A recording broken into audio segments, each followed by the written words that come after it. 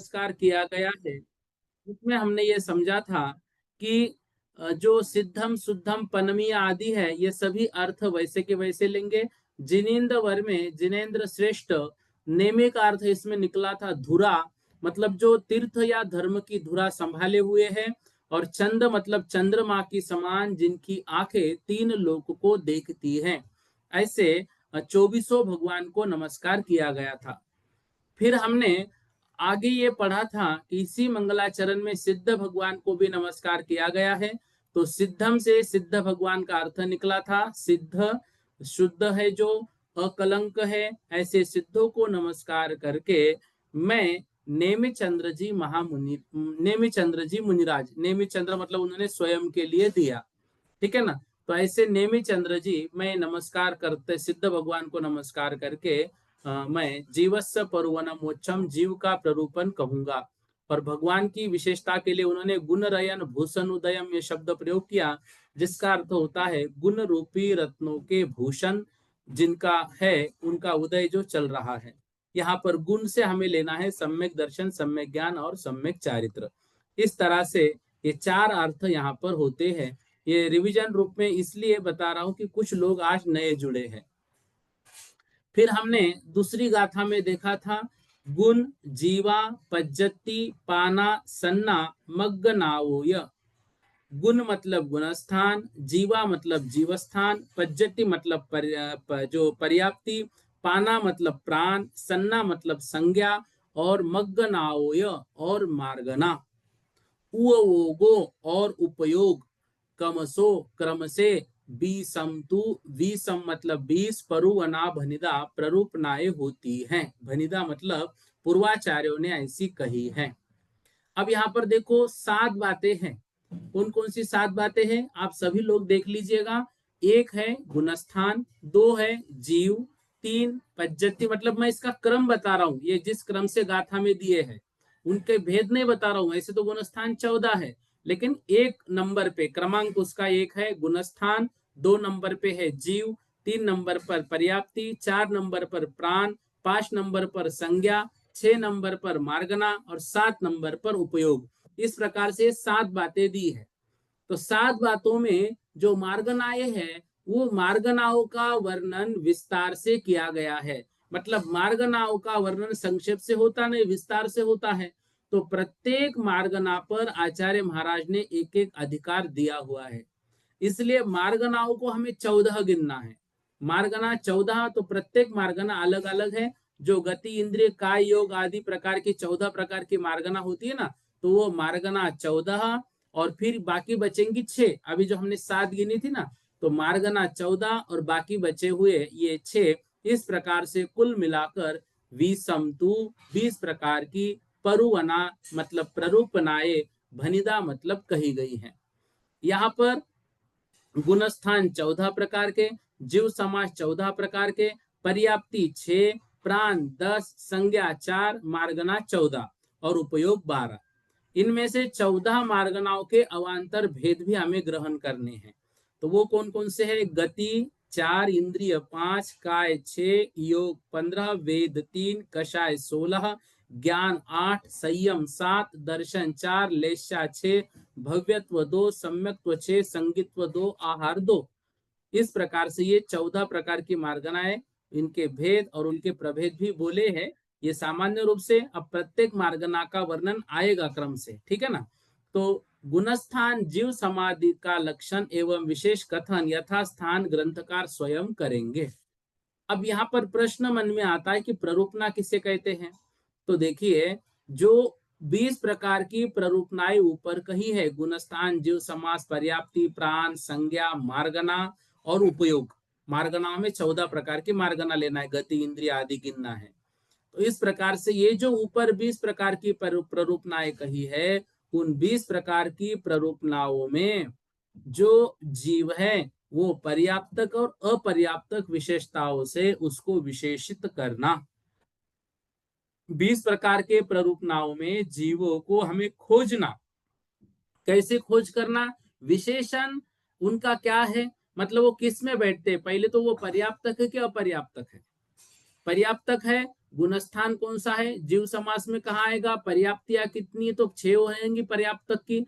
प्राण कितने हैं, संज्ञाएं कितनी है, गति कितनी है, इंद्रिया कितने मिली है, काय कौन सा चल रहा है, ऐसे प्रत्येक जीव की खोज करना, मतलब जीवों की परीक्षा करना, उसको कहते हैं प्ररूपना। तो इन 20 प्ररूपनाओं में जीवों को पर्याप्त और अपर्याप्त विशेषणों से विशेषित करके जीवों की परीक्षा करना ही प्ररूपना है। इस प्रकार से हमें समझना है। ऐसी 2 गाथाएं हुई थी।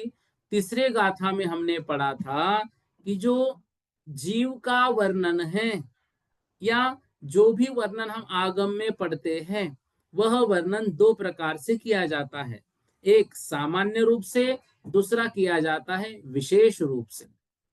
तो तीसरी गाथा में हमने पढ़ा था, ध्यान से, संख्यो ओघो तीय।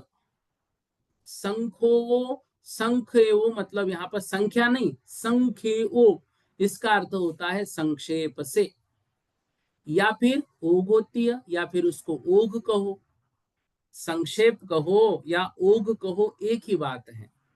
या इसको हम सामान्य भी कह सकते हैं, संक्षेप से या ओघ के अनुसार या सामान्य से। गुण सन्ना, गुण मतलब गुणस्थान, सन्ना मतलब गुणस्थान संज्ञा। जो गुणस्थान संज्ञा है वह संक्षेप से है, उसको हम ओघ भी कहेंगे। जहां पर संक्षेप से वर्णन होगा उसको कहा जाता है ओघ। हमें याद है जब हमने पिछले वर्ष सर्वार सिद्धि पढ़ा था, सर्वार सिद्धि की व्याख्या में आचार्य महाराज बहुत सारी जगह पर बताते थे, इसका वर्णन ओघ के अनुसार, इसका वर्णन आदेश के अनुसार। तो ओघ का मतलब वर्णन है या ओघ के अनुसार है, तो मतलब होता है संक्षेप से वर्णन करना गुणस्थान के अनुसार। और जहां पर आदेश के अनुसार बात की जाएगी, सागर भैया प्रश्न पूछ रहे, 2 मिनट फिर हम आपको समय देंगे। हाँ, और जहां पर आदेश होता है वहां विस्तार से वर्णन किया जाता है।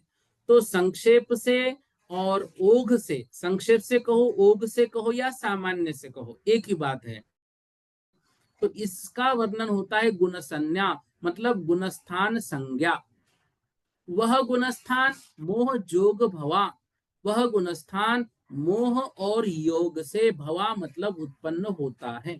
वह गुणस्थान हमने देखा है, गुणस्थान किसे कहते हैं, मोह और योग के निमित्त से जीव के जो भावों का, जीव का जो आत्म प्रदेशों में ऊपर चढ़ना या नीचे गिरना होता है, उसको गुणस्थान कहा जाता है। तो मोह और योग के निमित्त से जो गुणस्थान का वर्णन होता है वह सामान्य से है, वह संक्षेप से है, वह ओघ के अनुसार है। फिर विस्तार से क्या होगा, तो बताया वित्थार आदेशोत्य। विस्तार कहो या आदेश कहो, एक ही बात है। तो विस्तार से या आदेश से मग्गन सन्ना मार्गना संज्ञा होती है। वह मार्गना संज्ञा कैसे होती है, सकम भवा, वह मार्गना संज्ञा कर्मों के निमित्त से, किसके कर्म, स मतलब स्वयं के कर्मों के निमित्त से होती है। हम मार्गना क्या होती है, मार्गना अपने अपने कर्मों के उदय से, गुणस्थान मोह और योग के निमित्त से। मतलब जीव को यदि कौन से गुणस्थान में है यह देखना है, तो हमें देखना पड़ेगा उनके मोह और योग की स्थिति क्या है। जीव को कौन सी मार्गना में है, कैसी मार्गना में है, ये यदि ढूंढना है तो हमें ढूंढना पड़ेगा जीवों के कौन से कर्मों का उदय चल रहा है, कैसे कर्मों का उदय चल रहा है। ठीक है। अब देखिए 2 बातें आपके स्क्रीन पर आ रही है, देखो। एक जगह लिखा है गुणस्थान, दूसरी जगह लिखा है मार्गना। तो गुणस्थान का मतलब क्या है, इसको संक्षेप कहो, ओघ कहो या सामान्य कहो। मार्गना क्या है? मार्गना को विस्तार कहो, आदेश कहो या विशेष कहो। तो आगम पढ़ते समय, सर्वार सिद्धि आदि ग्रंथ पढ़ते समय जहां जहां पर वर्णन आएगा आदेश के अनुसार, इसका मतलब समझना है यहाँ विस्तार से वर्णन है, मार्गनाओं से देखना है। जहां जहां पर लिखा होगा ओघ के अनुसार, वहां वहां पर आपको लिखना है, मतलब समझना है यहाँ वर्णन सामान्य से है और गुणस्थान के अनुसार है। गुणस्थान का कारण क्या है? मोह और योग। मार्गना का कारण क्या है? अपना अपना कर्म, अपने अपने कर्मों का उदय, यह मार्गना का कारण है। तो जीव दो प्रकार से होते हैं। कुछ जीव ऐसे होते हैं जो संक्षेप से ही बातों को समझ लेते हैं, कुछ जीव ऐसे होते हैं जो विस्तार से बातों को समझ लेते हैं। तो जो संक्षेप से समझते हैं उनके लिए संक्षेप से वर्णन आगम में पढ़ने को मिलता है, जो जीव विस्तार से समझते हैं उनके लिए विस्तार से आगम में पढ़ने को मिलता है। देखो, विशेषार्थ लिख रहे हैं गुणस्थान के अन्य नाम, क्या क्या नाम है? संक्षेप, ओघ, सामान्य। और मार्गना के अन्य नाम विस्तार, आदेश, विशेष। जो संक्षेप रुचि वाले होते हैं वे द्रव्यार्थिक अर्थात सामान्य प्ररूपना से ही तत्वों को जानना चाहते हैं, जो सामान्य प्ररूपनाएं हैं। जो विस्तार रुचि वाले होते हैं वे पर्यायार्थिक अर्थात विशेष प्ररूपना के द्वारा तत्वों को समझना चाहते हैं। इसलिए इन दोनों प्रकार के प्राणियों के अनुग्रह के लिए यहाँ दोनों प्रकार की प्ररूपनाओं का कथन किया गया है, दोनों प्रकार की प्ररूपनाओं का। तो अब दोनों प्रकार की प्ररूपना मतलब विस्तार वाली भी, संक्षेप वाली भी। अब प्ररूपनाएं कितनी होती है? तो प्ररूपनाएं हमने पढ़ी 20 होती है। प्ररूपनाओं को और दो भागों में बांटना है तो बांट सकते हैं। कौन कौन सी? संक्षेप और विस्तार। संक्षेप और विस्तार। अब देखो, औदयिक, औपशमिक, शायिक, शायोपशमिक, पारिणामिक, ये 5 गुण कहलाते हैं। कर्मों के उदय से उत्पन्न होने वाला गुण औदयिक है, कर्मों के उपशम से उत्पन्न होने वाला गुण औपशमिक है, कर्मों के क्षय से उत्पन्न होने वाला गुण क्षायिक है, कर्मों के क्षय और उपशम से उत्पन्न होने वाला गुण क्षायोपशमिक है, कर्मों के उदय, उपशम, क्षय और क्षयोपशम के बिना उत्पन्न होने वाला गुण पारिणामिक है। इन गुणों के साहचर्य से आत्मा भी गुण संज्ञा को प्राप्त होता है। जिनमें गुण संज्ञा वाले जीव रहते हैं उन स्थानों की गुणस्थान संज्ञा है। वे गुणस्थान 14 है। उनमें से प्रथम गुणस्थान से 12वें गुणस्थान तक तो मोहनीय कर्म का उदय, उपशम, क्षोपशम व क्षय की अपेक्षा होते हैं। ध्यान से, पहले गुणस्थान से लेकर 12वें गुणस्थान तक को यदि हमें देखना है तो कैसे देखेंगे? मोहनीय कर्म का उदय चल रहा होगा, मोहनीय कर्म का उपशम चल रहा होगा, मोहनीय कर्म का क्षोपशम होगा या मोहनीय कर्म का क्षय होगा। इसके अनुसार हम पहले से 12वें गुणस्थान को देखेंगे। अंत के 2 गुणस्थान जो है वो या तो योग के सद्भाव से होंगे या योग की अभाव की अपेक्षा से होंगे। तो गुणस्थान संज्ञा जहां है वहां लिखा है मोह जोग भवा, मतलब मोह और योग के निमित्त से होती है, क्योंकि पहले से 12वां गुणस्थान मोह के कारण है और 13वां 14वां गुणस्थान योग के कारण है। इस तरह से। और मार्गना क्या है? मार्गना जीवों के अपने अपने कर्मों का उदय है। तो उसको मार्गना कहो, गवेषणा कहो, अन्वेषणा कहो, तीनों एकार्थवाची है। मतलब मार्गना मतलब खोज, जीव की खोज करना। सत संख्या आदि जो हम तत्वर सूत्र पढ़ते हैं ना, सत संख्या, क्षेत्र स्पर्शन, कालांतर, भावाल्प, बहुत्वेश्च, तो सत संख्या आदि अनुयोगों के द्वारा युक्त 14 गुण स्थान जिसमें या जिसके द्वारा खोजे जाते हैं वह मार्गनाएं है। मार्गनाएं कर्मों के निमित्त से होती है, गुणस्थान मोह और योग के निमित्त से होता है। इस तरह से इन 3 गाथाओं को हमने पढ़ा था। अब मुझे बोलिएगा, यहां तक किसी की कोई शंका हो तो उसको हम पहले करेंगे। या फिर हम आगे बढ़ेंगे। किसी की कोई शंका है 3 गाथाओं में? देखो, शंका है बेझिझक पूछना है, लेकिन हमारे मन में अंदर किसी भी तरह से गलत व्याख्या या गलत बात को हमें याद नहीं करना है। और जो जो पढ़ाया जाएगा उसको आप तुरंत उसको रट लो, याद कर लो। परीक्षा के लिए नहीं, परीक्षा के लिए नहीं, हमारे लिए, ताकि हम स्वाध्यायी बने और बहुत आगे बढ़े। अंजलि दीदी जी बोलिएगा। अंजलि जी, शैलेश ऐसा लिखा है, रेज हैंड किया है आपने, मैंने आपको अनम्यूट किया है, आप भी अनम्यूट कीजिए अपने स्क्रीन से और पूछिए। हाँ, सोनिया दीदी जी पूछिए। हेलो। हाँ बोलो। हाँ भैया जी, मेरा ये पूछना था, आपने अभी बताया योग के अभाव जय से हिंद भैया। हेलो जय। हाँ बोलो बोलो, अंजलि दीदी बोलिए। हाँ, अंत के दो गुणस्थान योग के सद्भाव, ये तो समझ में आ गए, लेकिन योग के अभाव से यानी कैसे, क्या अपेक्षा लगाना है मतलब यहाँ जो पे? 14वां गुण स्थान है उसका हाँ नाम है अयोग केवली। कि हाँ अब जो 13वां गुण स्थान है वो है सयोग केवली, वो योग के साथ है। और हाँ 14वां गुण स्थान अयोग केवली, मतलब उनका योग अब है नहीं है, मन वचन काय कुछ नहीं। 14वां गुण स्थान कैसे होता है? हाँ, 14वां अयोग। गुण स्थान होता है यहाँ के शरीर का त्याग कर ऊपर जाने के बीच का जो काल है, मतलब आत्मा ने शरीर तो छोड़ दिया लेकिन अभी हम्म, सिद्धालय में नहीं पहुंची, तो वहां योग रहेगा क्या? नहीं। तो इसलिए उनको अयोगी कहा जाता है, योग का अभाव।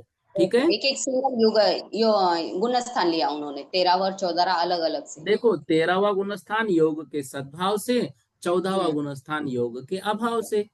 ओके ओके, ठीक है भैया जी। जी, सोनिया दीदी जी पूछो। जय हिंद भैया। जय जिनेन्द्र। भैया ये पूछना था, प्ररूपणा ऐसे आपने बताई थी, तो उसमें 20 जो आपने बताई थी कि 20 है ना, हाँ हाँ मार्गणाएं सब हाँ। थी, इनको पूरा ऐड करके तब प्ररूपणा बनती है। देखो, जो 14 मार्गनाए हैं उन 14 मार्गनाओं को 14 ही गिनना है। अच्छा बाकी अच्छा। जो गुणस्थान है, संज्ञा है, प्राण है, उपयोग है, इनको एक एक गिनना है। तो जी वो जी। वो हो जाएंगी 6 और 14 मार्गना, ऐसे कुल मिलाकर होगी 20।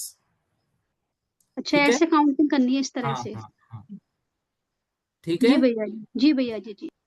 हाँ, विद्या दीदी जी पूछिए। जय जिनेन्द्र भैया जी। भैया जी, जय यहाँ जिनेन्द्र। एक 3 नंबर पेज पे एक वो लिखी है, जिनके द्वारा विवक्षित अनेक अवस्थाओं में स्थित जीवों का ज्ञान हो उनको मार्गना कहते हैं। तो इस विवक्षित शब्द का क्या अर्थ है? देखो, जिनके द्वारा विवक्षित मतलब जिस जीव को, जिस विवक्षित मतलब जिस पर्टिकुलर जीव को हमें खोजना है।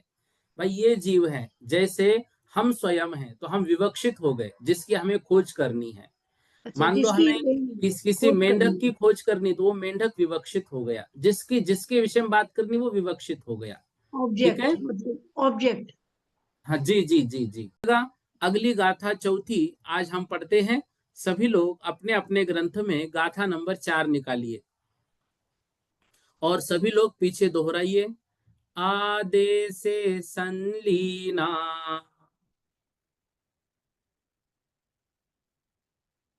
आदे से संलीना, जीवा पज्जति पान सन्नाओ,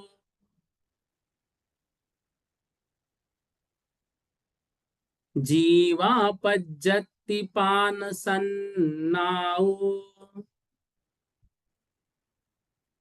हुऔ गोवीय भेदे, हुऔ गोवीय भेदे, विषम तु परुवणा भनिदा,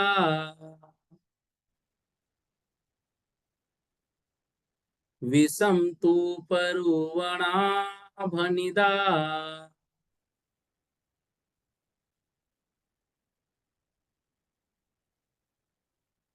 हाँ, एक साथ बोलेंगे सभी लोग। आदे से संलीना, जीवा पज्जति पान सन्नाओ, उवो गोवीय भेदे, विषम तु परुवणा भनिदा। देखिएगा, अब जो ऊपर की गाथा हमने पढ़ी वहां पर दो बातें हमको बताई। संक्षेप से, ओघ से ये गुणस्थान का वर्णन होता है, आदेश से, विस्तार से मार्गनाओं का वर्णन होता है। इसका अर्थ ये हुआ, गुणस्थान और मार्गना ये प्ररूपनाएं दो ही होती है। संक्षेप से यदि पढ़ना है तो गुणस्थान से, विस्तार से पढ़ना है तो मार्गना से। तो प्ररूपनाएं मुख्य रूप से दो ही है। तो इन दो प्ररूपनाओं में ही बाकी सारी प्ररूपनाएं गर्भित हो जाती है। और जो 20 प्ररूपनाओं का वर्णन किया गया है वह भेद विवक्षा से है। अब देखो ध्यान से, हम गाथाओं से गाथा का अर्थ पढ़ते हैं।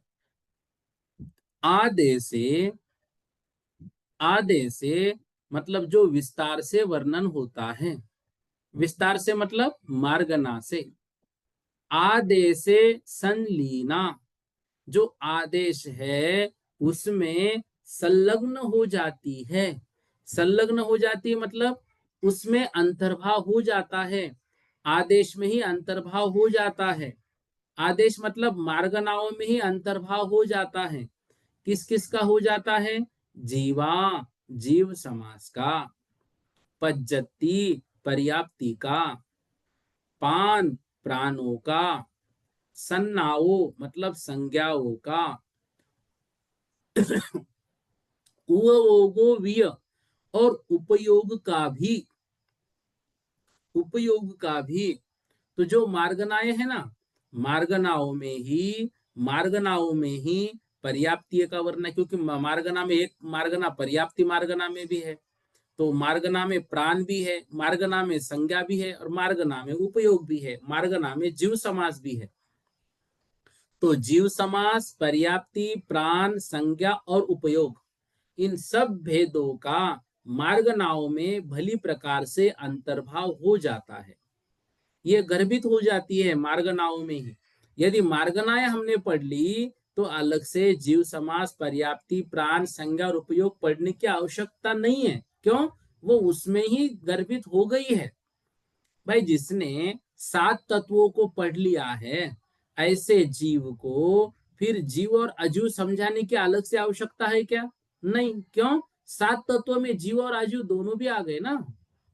जिसने 7 तत्व पढ़ लिए हैं उसको कोई ये कहे कि अभी मैं आपको आश्रव समझाता हूं, कोई आवश्यकता नहीं है अलग से आश्रव समझने की। क्यों? वो 7 तत्वों में ऑलरेडी हमने पढ़ लिए हैं। ऐसे ही जिसने मार्गना पढ़ ली है, मार्गनाओं में ही जीव समास, पर्याप्ति, प्राण, संज्ञा और उपयोग इन सभी भेदों का अंतर्भाव अच्छे तरीके से हो जाता है। इसलिए अभेद विवक्षा से गुणस्थान और मार्गना ये दो ही प्ररूपनाएं हैं। मुख्य रूप से प्ररूपनाएं कितनी? 2। प्रश्न आएगा परीक्षा में, प्ररूपनाएं कितनी होती है? ऑप्शन आपको दिया जाएगा ऊपर 2, उसके नीचे होगा 20, उसके नीचे लिखा होगा ऊपर के दोनों ऑप्शन सही है, उसके नीचे लिखा होगा कि 3। तो आपको क्या लिखना पड़ेगा? तो मार्गनाएं 2 भी होती हैं, 20 भी होती हैं। 2 लेंगे तो गुणस्थान और मार्गना, गुणस्थान और मार्गना में बाकी सारी प्ररूपनाएं गर्भित हो जाती है। तो प्ररूपनाएं 2 भी हो सकती हैं। और प्ररूपनाएं भेदे मतलब भेद से हम पढ़ेंगे, भेद विवक्षा से पढ़ेंगे। विषमतु परुवना भनिदा, अभेद विवक्षा से 2 ही, अभेद मतलब जहां भेद नहीं किया है वहां पर मात्र 2 ही प्ररूपनाएं हैं। कौन कौन सी? गुणस्थान और मार्गना। और जहां पर भेद किया गया है वहां भेद विवक्षा से 20 प्ररूपनाएं कही गई है, वो भेद विवक्षा से है। अभेद विवक्षा से मात्र 2 प्ररूपना और भेद विवक्षा से 20 प्ररूपना। तो मार्गना स्थान प्ररूपना में जीव समास, पर्याप्ति, प्राण, संज्ञा, उपयोग ये 5 प्ररूपनाएं संलग्न हो जाती है, अर्थात गर्भित हो जाती है। किसी प्रकार से उन मार्गना भेदों में वो अंतर्भूत हो जाती है। वैसा होने पर गुणस्थान प्ररूपण और मार्गनास्थान प्ररूपण, इस तरह संग्रह नय की अपेक्षा से प्ररूपणा दो ही निरूपित होती है। यदि संग्रह नय से देखेंगे तो दो ही है प्ररूपणाएं, कौन कौन सी, गुणस्थान और मार्गना, क्योंकि इसमें सब कुछ अंतर्भाव हो गया। लेकिन और थोड़ा सा हमें भेद विवक्षा से देखना है तो फिर 20 प्रकार की प्ररूपणाएं होती है। इस तरह से हमें इस गाथा का अर्थ समझना है। ठीक है, एक गाथा आज और हम कर लेंगे। इंद्रिय काये लीना, दोहराइएगा आप भी पीछे पीछे, तो उच्चारण बहुत अच्छे से हो जाएगा। इंद्रिय काये लीना, जीवा पज्जति आन भास मणो, जोगे काओणाने, जोगे काओणाने, अख्खा गदिमगणे आऊ, अख्खा गदिमगणे आऊ।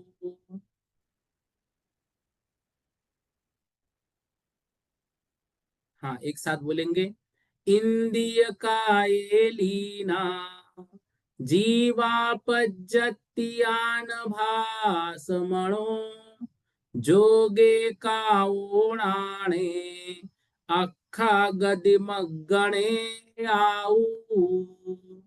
क्या कह रहे देखो, अभी ऊपर की गाथा में आचार्य महाराज ने बताया कि जो मार्गनाएं है उन मार्गनाओं में 20 प्रकार की प्ररूपनाएं गर्भित हो जाती है। अब प्रश्न आया, ठीक है कि उसमें काय मार्गनाएं है, लेकिन जीव समास जो है वो किसमें लेंगे? तो बता रहे हैं, देखो ध्यान से। इंद्रिय काये लीना, इंद्रिय काये लीना, जीवा पज्जति आन भास मणो। इंद्रिय काय, इंद्रिय और काय मतलब इंद्रिय मार्गना और काय मार्गना में जीवा जीव समास, इंद्रिय और काय मार्गना में जीव समास गर्भित हो गया, लीना लीन हो गया। पज्जप्ति पर्याप्ति का, आण भास मनो, आण भास मनो, तो जो पर्याप्ति है तो पर्याप्ति में आन मतलब श्वासोश्वास, भास मतलब वचन, और मन, तो श्वासोश्वास, वचन बल और मनोबल, इन तीन प्राणों का पर्याप्ति में अंतर्भाव हो जाता है। पर्याप्ति में ये तीनों आ जाते हैं।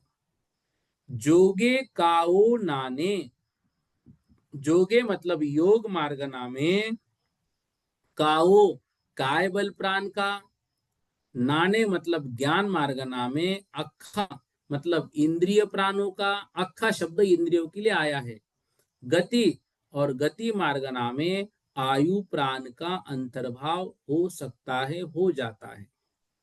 तो इंद्रिय तथा काय मार्गना जो है उसमें जीव समास का अंतर्भाव हो गया। जहां इंद्रिय और काय मार्गना हमने पढ़ ली तो सारा जीव समास वहां पर आ गया, तो जीव समास को अलग से पढ़ने की जरूरत नहीं है। फिर श्वासोश्वास, वचन बल एवं मन बल प्राणों का पर्याप्ति में, जो पर्याप्तियां हैं उसमें श्वासोश्वास आ गया, उसमें वचन बल आ गया, उसमें मनोबल आ गया। तो श्वासोश्वास, वचन बल और मनोबल, इनका अंतर्भाव किसमें हो गया? पर्याप्ति में हो गया। योग मार्गना जो है, योग मार्गना में काय बल प्राण का अंतर्भाव हो गया, और ज्ञान मार्गना में इंद्रिय प्राणों का एवं गति मार्गना में आयु प्राण का अंतर्भाव हो जाता है, हो सकता है। ध्यान से देखो, अब एक चार्ट आपके सामने है, थोड़ा सा आप स्क्रीन पर देखो। देखो प्ररूपना कौन सी है? जीव समास। मार्गना कौन सी है? इंद्रिय एवं काय। तो इंद्रिय एवं काय मार्गना में जीव समास प्ररूपना पूर्ण रूप से गर्भित हो गई, अलग से उसको पढ़ने की आवश्यकता नहीं है। यहाँ पे संबंध क्या है? स्वरूप, स्वरूपवान, सामान्य और विशेष का। भाई यहाँ पे विशेष जो है वह उसकी व्याख्या है। तो इंद्रिय और काय जहां पर हम पढ़ेंगे जीव समास आ गया। इंद्रिय काय स्वरूप जीव समास दो, इंद्रिय और काय स्वरूप है, जीव समास उसका स्वरूपवान है। तो जीव समास में सामान्य से वर्णन होगा, इंद्रिय काय में विशेषता से वर्णन होगा। तो जहां पर इंद्रिय और काय मार्गना का वर्णन चल रहा है उसमें जीव समास अपने आप आ गया, इसलिए जीव समास इंद्रिय और काय मार्गना में गर्भित है। मतलब ये बता रहे हैं कि मार्गना पढ़ने के बाद जीव समास अलग से कोई पढ़ने की आवश्यकता नहीं है, मार्गना समझने के बाद जीव समास में जाने की आवश्यकता नहीं है, क्योंकि जीव समास इसमें गर्भित हो गया है। ठीक है, देखो हमने यदि किसी ने कह दिया कि बच्चा 10वीं में पढ़ रहा है, इसका मतलब है पहली से 9वीं कक्षा उसने पढ़ ली है ऑलरेडी, उसको अलग से वो पढ़ने की अब आवश्यकता नहीं है। 10वीं में मतलब सिर्फ 10वीं। अब जहां पर पर्याप्ति है तो वो भी इंद्रिय और काय मार्गना में पर्याप्ति का भी वर्णन हो जाता है। पर्याप्ति में इंद्रिय और काय का भी वर्णन हो जाता है। पर्याप्ति धर्म है, इंद्रिय काय धर्मी है। प्राण, तो प्राण में जो 5 इंद्रिय हैं तो उनका ज्ञान मार्गना में गर्भित वो हो जाती है। ये पहली गाथा, मतलब अभी जो हमने 5वीं गाथा पढ़ी उसका, बाकी ये सब गाथा का ऐसा चार्ट बना के पीडीएफ में दिया है, मैं भेजूंगा आपको। ठीक है, थोड़ा करेक्शन इसमें बाकी इसलिए नहीं भेज रहा हूँ, थोड़ा करेक्शन करके फिर मैं आपको ये भेजूंगा। तो इस प्रकार से प्रत्येक गाथा हमारी क्लियर हो जाएगी। आइए, आज हमने 2 गाथा पढ़ी। पहली गाथा हमने चौथी पढ़ी जिसमें हमने ये समझा जीव समास, पर्याप्ति, प्राण, संज्ञा और उपयोग, इन सब भेदों का मार्गनाओं में ही अच्छे तरीके से अंतर्भाव हो जाता है। इसलिए जो अभेद विवक्षा है वहां पर गुणस्थान और मार्गना ये 2 ही प्ररूपनाएं है, और जहां पर भेद विवक्षा है वहां 20 प्ररूपनाओं का वर्णन होता है। फिर हमने आगे पढ़ा इंद्रिय काय लीना, इंद्रिय और काय मार्गना में जीव समास गर्भित हो जाता है, और इंद्रिय और काय में पर्याप्ति भी गर्भित हो जाती है। आन भास मनो, जो श्वासोश्वास है, वचन बल है और मनोबल है, इनका अपने आप पर्याप्ति में ही अंतर्भाव हो जाता है। योग में अर्थात योग मार्गना में काय और जो नान मतलब ज्ञान मार्गना में इंद्रिय का, और गति मार्गना में आयु का अंतर्भाव हो जाता है। इसको और डिटेल में कल की कक्षा में हम पढ़ेंगे। ये 2 गाथाएं ही आज कर लेते हैं। मेरा आप सभी से निवेदन है, कक्षा होने के बाद या तो रात में या सुबह थोड़ा थोड़ा आप रिवीजन करते चलिएगा, जो जो पढ़ा है वो समझते चलिएगा, और हो सके तो छोटे छोटे नोट्स पेंसिल से या पेन से आप डायरी में बना के रखो, और ग्रंथ पे जो समझ में आए वो पेंसिल से आप लिख के रखो, तो आपका स्वाध्याय भी बहुत अच्छे से होगा। मतलब करना है तो बहुत बढ़िया तरीके से करना है, बहुत अच्छे तरीके से हमको हमारा ये ग्रंथ समझना है। इस तरह से मानसिकता बनाकर हम आगे बढ़ेंगे।